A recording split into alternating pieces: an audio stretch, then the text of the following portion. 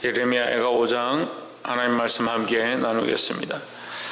5장 1절에 보시면 여호와여 우리의 당한 것을 기억하시고 우리의 수욕을 감찰하옵소서 했습니다.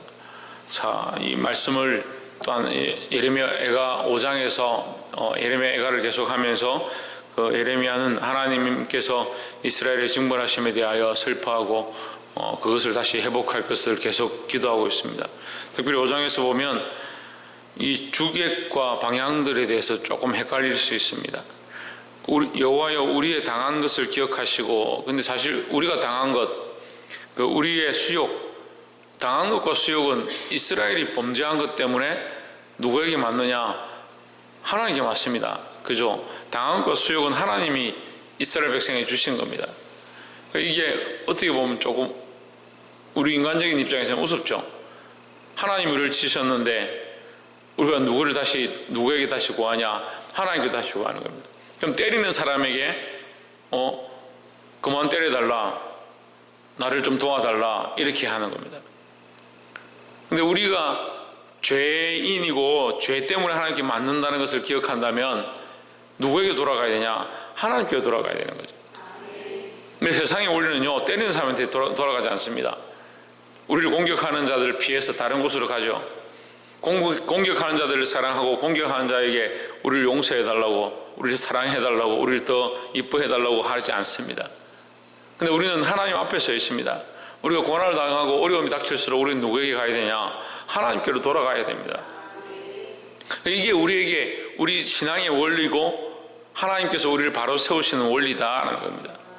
우리 어렸을 때는, 지금은 아이들에게 잘 매를 들지 않지만, 우리 어렸을 때는 이게 어머니가 아이들이 정말 말을 듣지 않으면 해초리를 끊어와서 네가 필요한 만큼, 네가 정신 차릴 만큼 해초리를 가져와라. 그러면 가져가면 바지를 걷어라 해가지고 이렇게 종아리 때립니다. 근데 요즘은 아이들 조금만 이렇게 혼을 내도 집을 나간다든지 그걸 반항을 해서 집에 있는 것을 부순다든지 그런 일들을 합니다.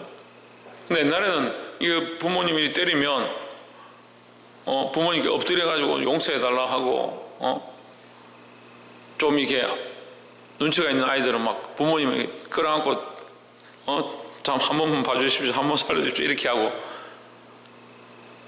근데 그 원리를 우리가 알면, 부모님이 우리를 사랑하셔서 이렇게 하는구나, 그걸 알면 다시 부모님께 돌아가는 것처럼, 이게 하나님께서 우리를 사랑하셔서 우리에게 이런 징벌이 있구나, 결국 우리의 죄악 때문이지만 하나님 우리를 살리기 원하신다는 걸 안다면 하나님께 다시 돌아가야 된다는 거예요. 이절에 우리 기업이 외인에게, 우리 집들도 외인에게 돌아갔나이다. 그리고 우리를 공격하고 우리를 먹으려고 하고 우리를 망하게 하는 저들은 외인이다. 외인. 우리 편이 아니다. 누가 우리 편이냐? 하나님 우리 편이다. 당장 그들이 도구처럼, 몽둥이처럼, 채찍처럼 우리를 치는데 사용되어지지만 그걸 허락하신 분이 하나님이시지만 그 몽둥이와 그 외인들은 우리 편이 아니고 누가 우리 편이냐? 하나님이 우리 편이다는 거예요. 결국 우리는 누구에게 돌아가야 되냐? 하나님께로 돌아가야 된다는 거예요. 그래서 3절에 이게 이제 3절 이 말씀이 예레미야의 참 지혜 같아요. 우리는 아비 없는 외로운 자녀이오며 우리 어미는 가부 같으니 했습니다. 이 얘기를 예레미야가 왜 하느냐? 우리가 아비 없는 자 같다, 아비 없는 고아 같다, 이렇게 얘기를 하는 거예요.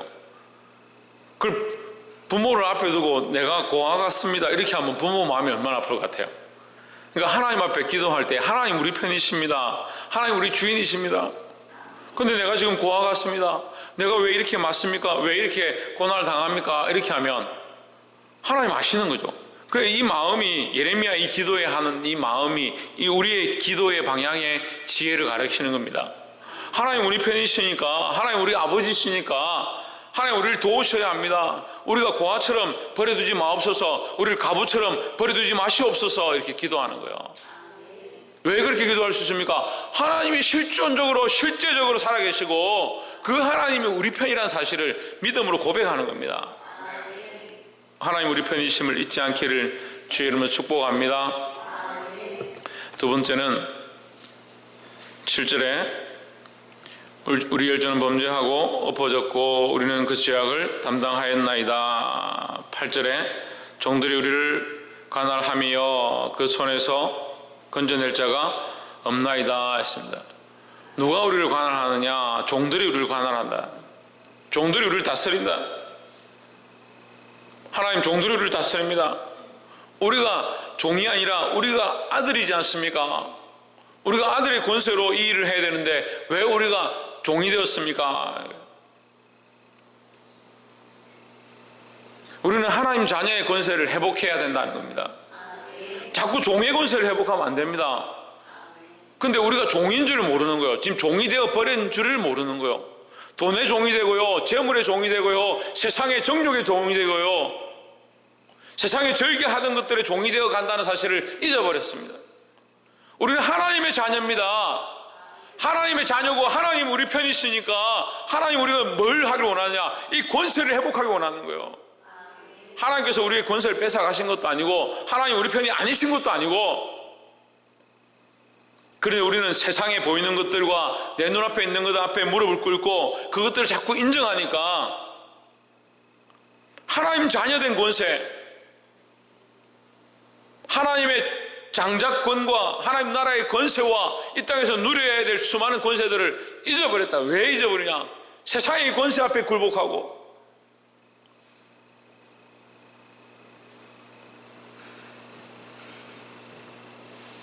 세상의 종이 되어가고 있다는 거예요. 여러분, 이걸 볼 수 있어야 된다는 겁니다. 우리가 살고 있는 목적과 방향들이 무엇을 위해 살아가는가? 세상의 종된 모양들을 위해서 그것을 몸부림치고 거기서 좀 더 잘 살고 잘 먹기 위해서 우리가 살고 있는가? 아니면 하나님의 자녀답게 하나님의 자녀의 권세를 누리고 살고 있는가? 보게 되기를 소망합니다. 우리는 누구나 요나에 대한 소식들, 요나에 대한 이야기들을 다 알고 있습니다. 요나는 하나님의 선지자입니다. 하나님의 이 복음의 소식을 니느웨에 전해야 될 큰 사명을 맡았습니다. 생명을 살리고 하나님의 마음을 흘려보내는 큰 역할을 감당했습니다. 그런데 그가 그것을 피해서 다시스로 내려갈 때 거기 선주와 그 안에 있던 사공들이 요나를 향해서 손가락질을 합니다. 네가 어떻게 해서 이런 일을 했느냐? 하나님의 백성, 하나님의 선지자, 하나님의 거룩한 것을 맡은 자가 그 역할을 감당하지 못할 때 오히려 세상에 손가락질 받는, 네가 어떻게 해서 이런 일을 했느냐라고 손가락질 당하는 그런 모양이 된다는 겁니다. 여러분, 우리가 하나님의 자녀의 권세, 하나님 우리 편이심을 기억하고 회복할 수 있기를 주의 이름으로 축원합니다. 마지막 세 번째로 20절에 주께서 어찌하여 우리를 영원히 잊으시오며 우리를 이같이 오래 버리시나이까. 21절 여호와여 우리를 주께로 돌이키소서 했습니다. 자, 죄를 지은 것은 우리가 지었죠. 하나님 심판하셨는데 여호와의 기도, 예레미야의 기도는 하나님 앞에 여호와여 우리를 돌이키소서, 우리를 주께로 돌이키소서 이렇게 하는 겁니다. 그 사실 이게 참 어떻게 보면 이게 개그 같잖아요. 하나님께 맞는데 하나님 우리 편입니다. 때리는 그분에게 우리 편입니다. 우리를 징벌하신 그 하나님 앞에 우리가 돌이킬 힘이 없사오니, 우리는 부족하오니, 우리가 아무리 몸부림쳐도 죄악 가운데 허우적거리오니 하나님 도와주십시오 이렇게 하는 거예요. 그게 결국 우리의 힘으로 안 된다는 거예요. 그렇다고 우리가 할 필요 없고 아무것도 하지 말자는 게 아니지만 하나님께 구하기를, 하나님 여호와께서 돌이키게 하여 주옵소서, 하나님 우리를 구원하여 주옵소서, 이 말을 하는 것이 하나님께서 하시길 원하는 것처럼, 우리 사실 하나님 다 하시는 것처럼 보이지만 이 말하기가 너무 힘든 거예요. 하나님 우리를 돌이키게 하여 주옵소서, 우리를 구원하여 주옵소서. 사실 이 말 속에 이 말을 하는 것 자체가 하나님을 인정하는 것이고 우리가 돌아가기를 굉장히 사모하는 모습이라는 거예요. 근데 죄악 가운데 빠져있고 세상을 사랑하고 세상이 종이 되어진 사람들은 이게 안 돼요. 이게 어려워요. 하나님 우리를 구원하여 주옵소서. 하나님밖에 없습니다. 하나님께서 우리를 돌이키게 해주셔야 합니다. 이렇게 기도가 안 된다고요. 이미 하나님께서 우리를 돌이키게 해주십시오, 우리를 구원해 주십시오 하는 그 말 자체가 이미 큰 신앙의 고백이라는 거예요.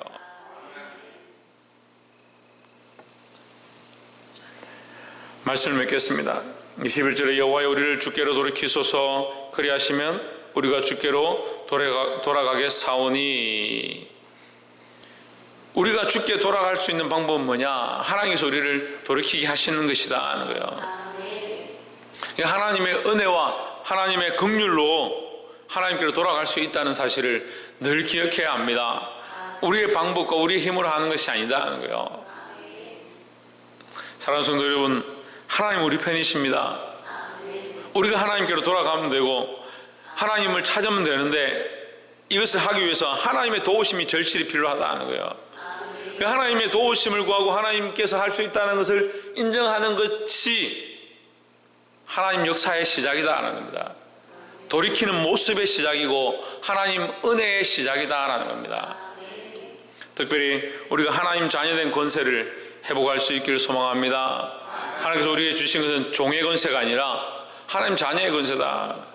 세상의 종이 되지 말고, 내 욕심의 종이 되지 말고, 명예의 종이 되지 말고, 하나님의 자녀의 권세를 회복해서 이 약한 세대 가운데 승리할 수 있는 저와 여러분 되시기를 주의 이름으로 축복합니다. 기도하겠습니다.